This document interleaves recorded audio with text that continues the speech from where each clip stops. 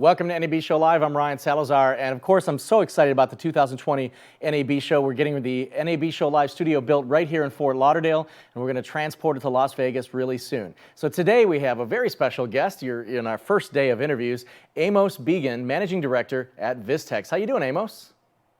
Hi, nice to meet you. Good, thank you. Thank you. It's great to chat with you. So let's talk about Vistex and what you do.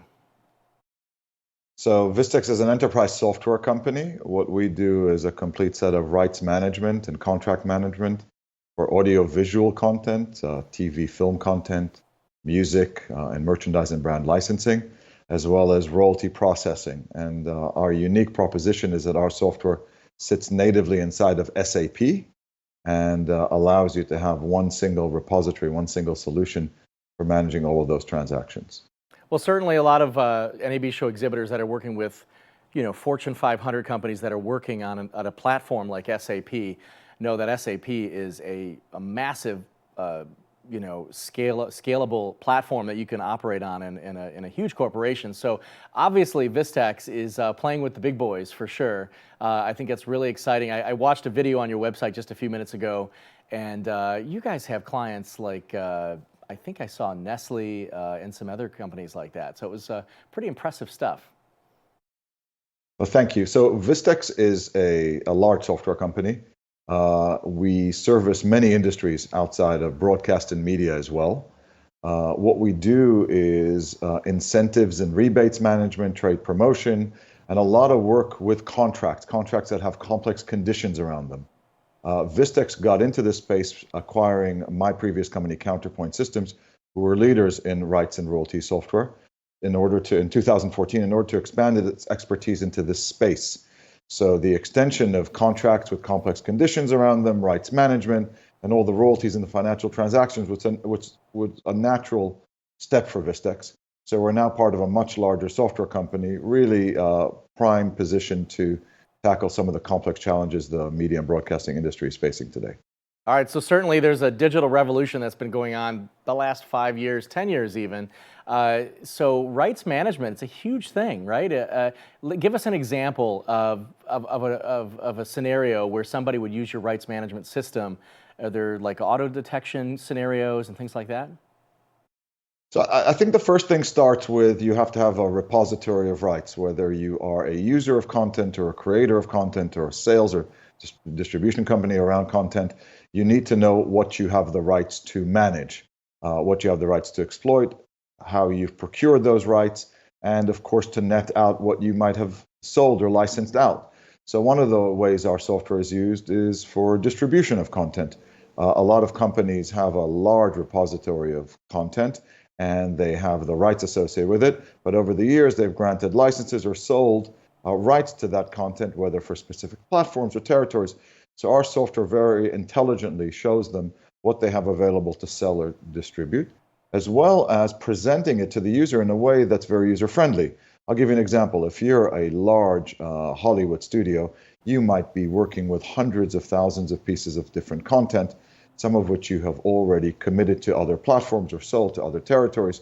So when your execs or sales execs want to sell content to Spanish mobile platforms, they need to know what's available. If they run complex queries, they might get so many results that it's impossible to know what makes sense to sell. I mean, a human can't deal with more than a few screens of data before it becomes unwieldy. Our software is very good at presenting that data and recommending what they should be selling, what they should be licensing, and really interacting very well with the user with very sophisticated analytics that come with being part of the SAP suite. All right, so a good example of this, I guess, I worked for Omnicom Group. It was a large media conglomerate out of New York City, big ad agency conglomerate with locations all over the world, and we were managing assets for national television commercials, for example. So when you had a television commercial, you had to manage somebody. We actually had a full-time person that they had to manage what the music rights were, if there were any videos or images that were used. Is this something the same kind of scenario would be with you guys for this? Absolutely. And one of the things that's happened by porting our functionality into the SAP suite, we've created the only enterprise solution that can manage multiple types of rights in a single instance. So even my predecessor company would have proposed a different solution for audiovisual content versus merchandising content versus music.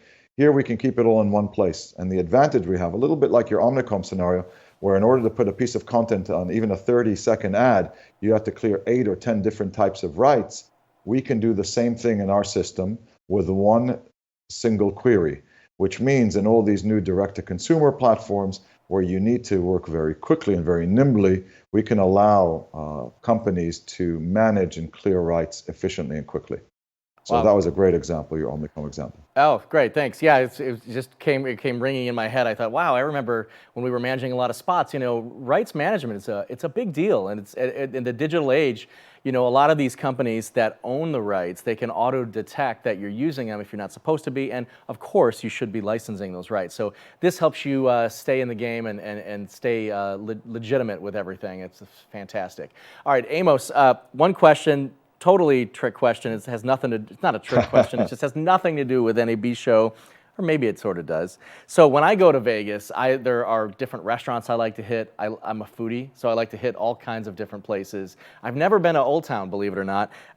And some of our readers, they're actually sending me lists of restaurants to go check out. So I'm curious what yours is, but real quick, mine, Mr. Chow at Caesars, somebody, one of our readers mentioned to go check that place out. I don't even know exactly what kind of food it is, but so when you go to Vegas, what do you like to?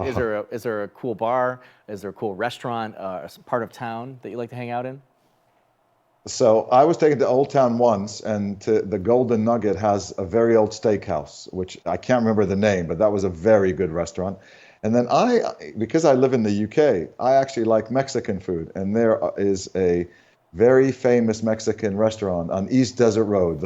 I can't remember the name off the top of my head, but the first time I was taken there, I got into a taxi ride, and the guy was driving east and east and east, and I thought he was actually driving to the edge of town to dispose of me, because we were almost on the last street of Vegas before he pulled in to a local place, which was absolutely fantastic. But I can't remember the name, but that's my favorite place, and I do go back there all the time. So Excellent. to me, it's the Mexican food.